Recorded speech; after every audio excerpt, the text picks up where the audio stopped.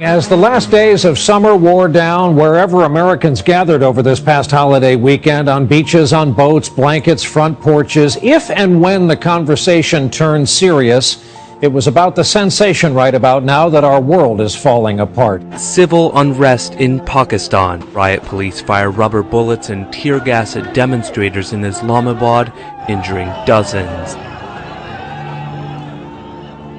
Terrifying video out of Libya this morning. A fighter jet slammed into a busy neighborhood yesterday in Tobruk near the Egyptian border. 3 people died, another 9 were hurt.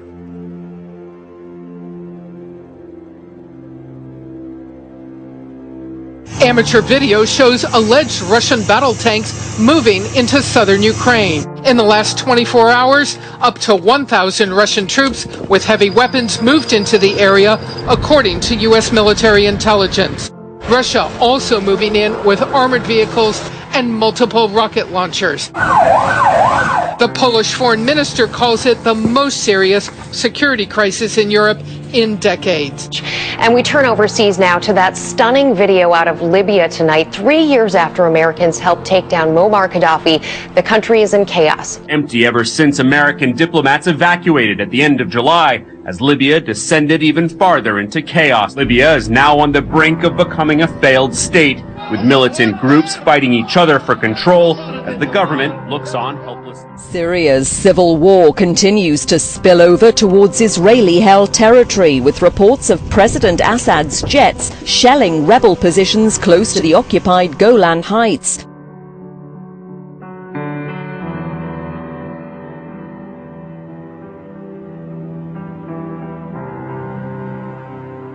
It is not just American citizens fighting alongside ISIS. British citizens are doing the same. Hundreds of young men who have left the UK to join the brutal terrorist group ISIS. They see themselves as defenders of Islam in a war against non-believers. Their barbaric tactics have been glamorized on social media, a powerful recruitment tool that British authorities are now trying to crack down on. With every victory on the battlefield, ISIS's appeal grows, and many are concerned that it is only a matter of time before their jihad spreads beyond the Middle East. This is a message to Canada and all the American Tawagheet. We are coming and we will destroy you. We are going for you, Barack Obama. Ukraine and Russia, civil war in Syria, the threat of a brutal so-called caliphate across the Middle East. It seems like the world we're living in is slipping out of control.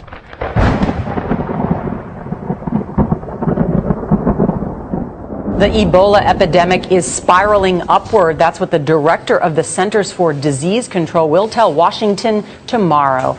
It is the world's first Ebola epidemic, and it's spiraling out of control. It's bad now. It's going to get worse in the very near future. There is still a window of opportunity to tamp it down, but that window is closing. We really have to act now. Health alert, more than 1,000 children sickened by a rare virus that starts off like the common cold, but sends some kids rushing to the hospital when they can't breathe. Here's that map of the 10 states hit so far by this mystery illness. Doctors say there will be more. A potentially deadly mystery virus is spreading across the country. Ebola outbreak that can't seem to be contained. Today, World Health officials said that the outbreak in West Africa is racing ahead of efforts to control it. The number of people infected with Ebola keeps growing. In the capital, chaos and panic is leading to desperate measures. Unable to control Ebola's spread, last week the government quarantined an entire slum, home to 75,000 people. As the quarantine order sparked violent riots, residents were unable to leave. For the past 5 months, Ebola has ravaged Western Africa. 1,400 have been reported dead, 2,600 infected. The outbreak has struck several countries, the worst of it here in Liberia. The worst outbreak in history has killed more than 1,500 people and infected thousands more across 4 countries.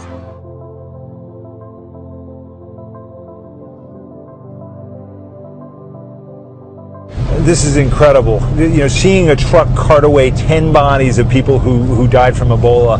I can't imagine what someone is thinking who has arrived there for treatment.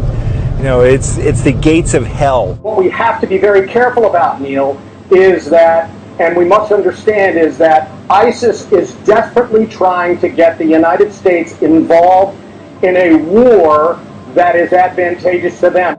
And the reason they want that is because there is an Al-Hama. Al-Hama means Armageddon, the end game, and many end time. ISIS, if not most, believe that that end times is coming between 2016 and 2020. This is beyond anything that we've seen, so we must prepare for everything. This is an organization that has an apocalyptic end of days strategic vision, and which will eventually have to be defeated. ISIS is everywhere according to the federal government, right? I mean, we're worried about them coming over to the United States. Texas is suggesting that ISIS can come through Mexico. And actually, there's a couple of folks who are worried about whether or not ISIS will attack the electric grid, claiming that they may team up with drug lords down in Mexico. Can you just imagine what would happen if they blew up the East Coast grid? And I don't want your Sharia law, and neither does anybody in Great Britain that has a brain. You won't have no choice in fact, Sean. It's coming to a place near you. It's coming to a place near you. So you're threatening to come and get me, is that what you're saying? I'm saying that the Sharia will be implemented in the whole world. Sharia is, so that's what you want. You want that, thank you. You answered my question. You want a worldwide Islamic caliphate. Of course we do. You want a worldwide Islamic caliphate. One of Oklahoma's senators says the rise of ISIS and other violent terrorist groups is putting our country in a dangerous position. Fox 25's Phil Cross sat down with Senator Jim Inhofe, who says the public needs to know how real the threat is for a new attack on American soil. We're in the most dangerous position we've ever been in as a nation. Senator Jim Inhofe serves as the ranking Republican on the Senate Armed Services Committee and says our country has never been in such a risky position, especially from new terror groups like ISIS. They're crazy out there, and they are rapidly developing a method of blowing up a major U.S. city, and people just can't believe that's happening. But yes, it's really significant what's happening. These ISIS terrorists are the evil of all evil. Am I right? Oh, they are the antichrist of terrorist organizations. They should know we will follow them to the gates of hell until they are brought to justice. Because hell is where they will reside. What is the thing that concerns you most about what you see in the world at the moment? Well, I think it's the dangerous unpredictability of a world that is, I think, trying to define a new world order. We've never seen such diffusion of economic power. More people have more say, as it should be. We are seeing a new world order being built in the early 21st century. The United States of America has some responsibility to help lead that. We can't dictate that order. Nor can any country, but we can help shape it. The leader of Iran's Islamic Revolution, Ayatollah Sayyid Ali Khamenei, has praised the Palestinian resistance movements for standing strong against the Israeli military during the recent 50-day war on Gaza. Ayatollah Khamenei added that Iran's Islamic Revolution was the most important element that challenged the world order. The leader said the world is today witnessing a new order. The leader also noted that Iran should become more powerful to play an effective role in the world's new order. President Obama made it clear today the U.S. goal with the Sunni terrorist group known as ISIS is not to contain it, but to destroy it. He said so at the NATO summit in Wales. The president did not reveal a new strategy, but he did say that a coalition of 10 nations has agreed to take on ISIS militarily and financially. There was unanimity over the last 2 days that ISIL poses a significant threat to NATO members. 10 countries, including the US, UK, France, Australia, and Turkey, will work to degrade ISIS with military force, political pressure, and by squeezing its finances. President Obama wrapped up a 2-day NATO summit yesterday with a news conference. NATO announced plans to create a rapid response force based in Eastern Europe that could quickly mobilize if a NATO ally gets attacked. You're dialing. You ever wonder who's listening? A new report says that cell towers, fake cell towers, are sort of cropping up out of nowhere across the country. And these things can intercept your cell phone data, calls, data, you name it. 18 of these rogue cell phone towers right here in the United States. But who's making them? Whose rogue towers are they? I guess they're not legitimate. They're not a Sprint or Verizon tower. You're exactly right.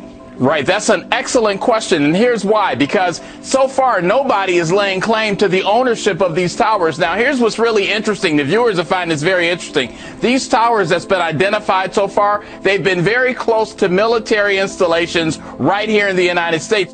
It's a program under fire. Military leftovers going to local police departments. And now the I-Team has found some of that equipment. We're talking about high-powered guns built for the battlefield are in Texas schools. He started shooting everyone in the cafeteria. Columbine, Sandy Hook, the images are forever burned into our minds. The threat, something police nationwide train for, with vehicles, guns, and armor built for the military. State records show 10 Texas school police departments received military surplus equipment through a Department of Defense program.